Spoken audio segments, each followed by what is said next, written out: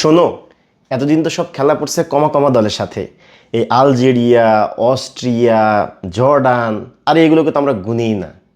এইবার নকআউট পর্বে খেলা পড়ছে কেপ ভার্দের সাথে। সেই কেপ ভার্দে যারা গ্রুপ স্টেজে স্পেনকে গোলই করতে দেয় নাই। বুঝতে পারছো? স্পেনের মতো দলকে গোলই করতে দেয় নাই, ড্র করছে তাদের সাথে। আরে এত লাফাইও না, জিতছো তো এত কষ্ট কইরা জিতে, মানে এত লাফাইও না, ঠিক আছে? এরপর কার সাথে খেলা জানো? ইজিপ্টের সাথে খেলা। সেই ইজিপ্ট যে গ্রুপ স্টেজে বেলজিয়ামের সাথে ড্র করছে। এইবার বুঝবা কেমনে খেলা।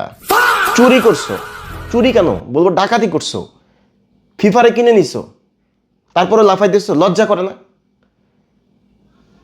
আচ্ছা যাই হোক, এরপর কার সাথে খেলা জানো? কোয়ার্টার ফাইনালে খেলা হচ্ছে সুইজারল্যান্ডের সাথে। সেই সুইজারল্যান্ড যারা কলম্বিয়াকে হারিয়ে কোয়ার্টার ফাইনালে এসেছে। এইবার দেখা যাবে তোমাদের দৌড় কত দূর। আরে টপ 10-এর সাথে তো এখনো কোনো খেলাই পড়ে নাই, এতদিন পর্যন্ত তো টপ 10-এর কোনো টিমই পাও নাই। এইবার মামা খেলা পড়ছে তোমাদের ইংল্যান্ডের সাথে, এইবার বুঝবা। এতদিন তো সব কমা কমা টিমের সাথে খেলে আসছো, একদম সেমিফাইনালে উঠে গেছো, এইবার বুঝবা কত ধানে কত চাল। ইংল্যান্ডের সাথে খেলা, এইবার কি করবা চান্দু?